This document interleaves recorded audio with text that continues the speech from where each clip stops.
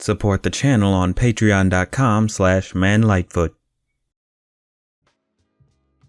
It's no secret that I'm a big Bob's Burgers fan. I mean, I did make a whole video deconstructing the Belcher kids and what makes them work, so obviously I know my stuff when it comes to the show's recipes. There's just something about its take on simple humor and human interactions that I find engaging. You get so many good and funny lines from these characters having to play off situations that most would find unbelievably boring. Like, let's face it, it really is a very simple show. That's just that simpleness though that's so charming. But the secret ingredient for Bob's has always been the heart you get from the characters. The main cast gives you that memorability with how they carry themselves, not to mention how they interact with others. This even can go for some of the side characters as well. Tina, you are this close to a walkout. Yeah, except walking also sounds like too much work. Where am I? Everything looks like a woodchuck! You broke Rudy, Tina! Rudy, you're fine. Why is that woodchuck saying I'm fine? Note to self, make a video on why regular sized Rudy is the ultimate Chad.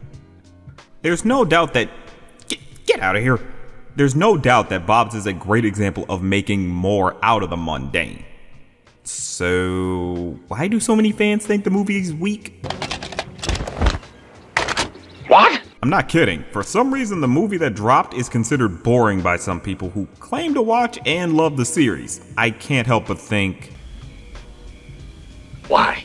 It does everything the show does, but puts things on a grander scale. It even delved more into who the characters are and offers a fair bit of perspective on them that the series didn't get into. It is quintessential Bob's Burgers, and it feels so strange that actual fans would feel it doesn't do enough to justify being a movie. Well, I'm gonna show just exactly how the fans are wrong and how this movie gets the order just right. Look, if Bob can make cheap puns, why can't I?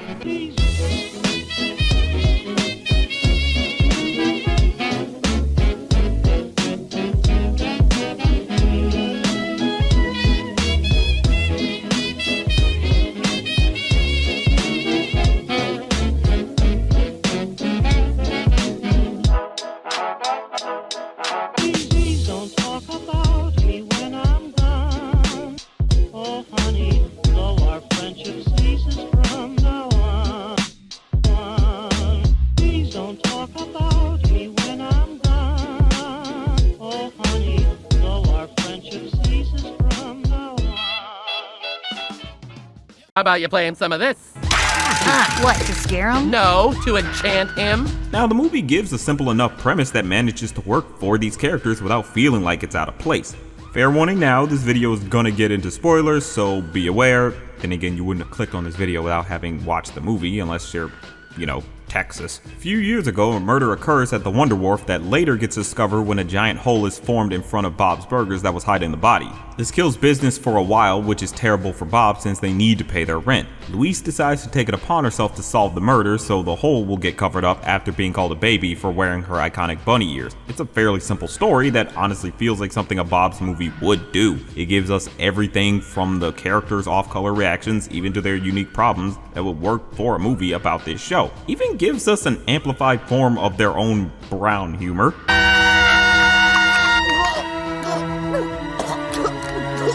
Can't act like they didn't go big in some ways. The show thrived on handling more mundane dilemmas and having the characters give a more extreme reaction. That's what people loved about it in the first place. So it's odd that many find the movie to be boring or wanted it to do even more. The movie wasn't gonna go too far in its premise, honestly. Movies based on shows always have to relate back to the show, because otherwise, why did you buy a ticket? It's not something you would want out of a movie based on your favorite show. You want it to be like the show, but just bigger. And it gives you that grander scale and even takes things one step further by building more on the characters. Granted, it's more that we build on one particular character in this movie, because Tina is still pining for the do-nothing boy that is Jimmy Jr.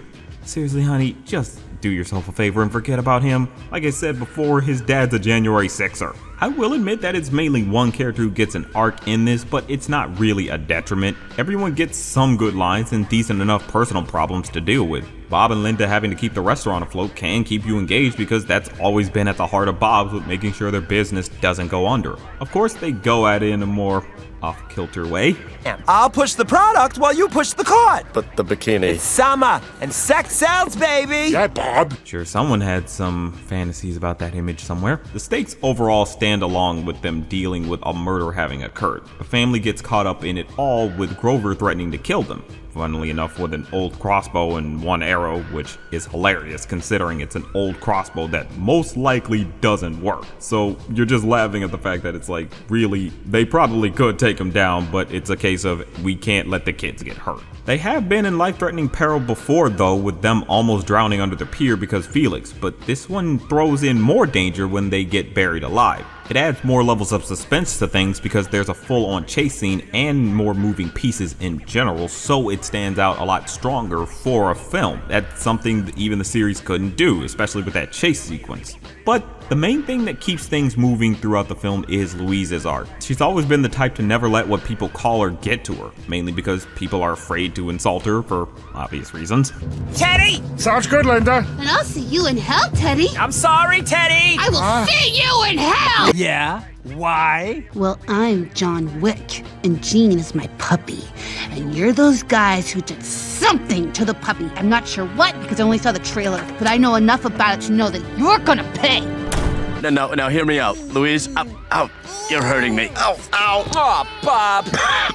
Oh, my kidneys. You're so small, but you're so strong. Him or me, Dad? That's one 9-year-old you never want to piss off. Don't nobody need their kidney squeezed. But the film actually gives us something we don't get that often from the series, Louise doubting herself. She gets some time dedicated to her doubts about herself, which most of the time in the series is usually dedicated to her doubting how she treats others more than anything. The best example I like to remember is the episode where she mistreated regular-sized Rudy by calling him a weenie. It eats away at her and makes her realize that she shouldn't be taking advantage of her friends. Plus, you just don't insult a national treasure like Rudy. It's just inhumane. In the movie, Louise actually grows self-conscious about her bunny ears since nobody had the balls to insult them before, save for Logan, but we saw what happened with him when he did that. She gets called a baby for wearing them and takes it personally and wants to prove something to herself, but what the real lesson that she learns is to not let this get to her. That hat means something to her, but it can't dictate how she feels. It's why I love the part near the climax when they got stuck in the car buried alive. She thought the hat was just a gift for being brave during her first day of preschool, but it was more a gift as remembrance for Bob's late mother. She learns that her grandmother wore a similar hat just because she liked the hat. No excuse or sense of obligation. This prompted Louise to not carry the hat with too much of a prestige and more just for herself. It's a good lesson that I feel gets across that Louise is more than just some troublemaker. She doubts herself like any kid would, but learns not to let it overtake her. I love how they do the part with them in the car, honestly. And the music from the pilot plays at this moment. We never hear that music throughout the rest of the series, so for that callback to happen, it's fucking magic. But speaking of the music, apparently people were a little saddened by the fact that it wasn't a full musical. Considering how the show is, that's strange to me since the songs are pretty good and catchy. But maybe they'll get a kick out of this type of tune.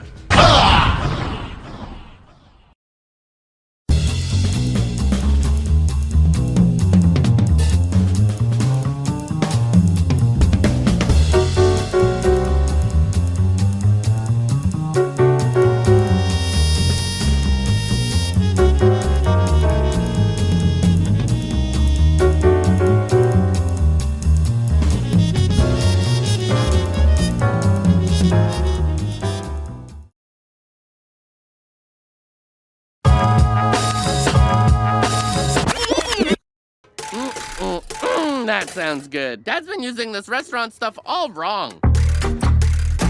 I can't tell you how many have said they found the music to be a bit lacking for this film. Mostly because I wasn't about to count all those people by hand. I got black guy stuff to do and only so much time. But it's still a good amount. Some have said they wished it to go the full route as a musical and have more songs incorporated, but the show wasn't a musical series. Sure, songs would happen in certain episodes, but a lot of them were credit songs or just one really short song that the characters sung. It didn't really go that far. Enough to get 2 full albums, but when you listen to those songs on there, most of them are about the length they were when you heard them in the show. Maybe a little bit extended by a few seconds, but really it's still like not a full song like that. The movie was also only gonna go so far as giving more than what would be possible and needed for a Bob's movie. We got some really good choreography that couldn't be done in the show. Slick movements that all seem doable by human beings while fitting with Bob's style of emulating actual humans. Well, except for whatever the hell Grover was doing. Look, I'm not that evil, no, I'm not a bad person. Makes Steve Martin in The Jerk look like he has rhythm. Shout out to Johnny Two Cellos for introducing me to that movie. Note to self, also invite Johnny to Movie Thoughts sometime. Would you go away? Anyway, the movement all works stronger than in the series, where a lot of the time the characters have to do bare minimum movements for the music sequences. It usually has some other images to carry it through, like some abstract imagery, but here they use choreography that we never get to see before. Then the songs themselves are just total earworms that people were straight up humming even now. You can't tell me when you hear those first few notes of Sunny Side Up Summer you don't just start tapping your feet. It was a total shame that this song got skipped over by the Oscars. Then again, nobody really cares about them except for when Will Smith gave Chris Rock the business. Bazinga! The songs may not be many, but they still have enough to them to leave a strong impact. Of course, there are some things about the movie that I'll admit aren't the strongest. For one, some of the side stories aren't that engaging. Tina probably being the weakest since it's mostly just her pining after Jimmy Jr. We've seen it 1,000 times in the show and we couldn't really care for it. Even for new people watching, they wouldn't have much investment since Jimmy Jr. doesn't get that much screen time, so you don't really root for Tina and him to get together. The animation is absolutely gorgeous, and it's so great to get a fully 2D animated film back on the big screen again. It's honestly something that this movie deserves so much praise for with how gorgeous it looks. They didn't have to go this hard, but they went all out and it's amazing.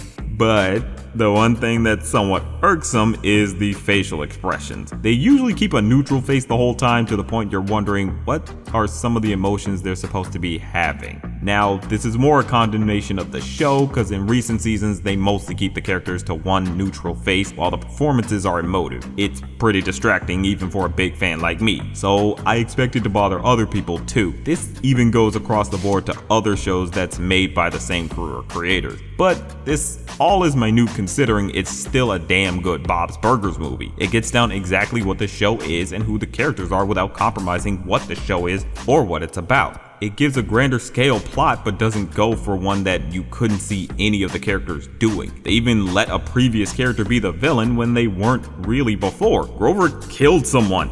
A admittedly not that well known character from the series committed murder and went to jail for it. No other show to movie could commit to that, which just shows how this film is special. Look, it is a Bob's Burgers movie. It's not high class art, it won't make us rethink how we do animated movies, but it's a movie that shows how to make a good movie based off of a show. It knew what the show was and expanded on that while not going overboard or abandoning why people love the series in the first place. Too many times have we gotten TV movies that didn't feel like the show in a proper way. Yeah, there is that stigma of people asking why watch a movie of something you watch at home for free, but that's because you're a fan of it and you want to see what they pull off with a bigger budget. It goes big without losing itself. The stakes don't feel like they would work in an average episode, especially with some of the stuff they pull off with the action or music sequences. If you're saying the movie is boring, then you made it clear you might not have been that big a Bob's Burgers fan. Like I said, it's quintessential Bob's Burgers. It makes it clear what the show is and all about and gives you everything you need to know about the show. It takes those fundamentals and wins its championship. Yes, that's a sports reference, and no, I'm not a sports fan, but my point stands. It understands the assignment, and I think it's owed its flowers. But that's just a thought.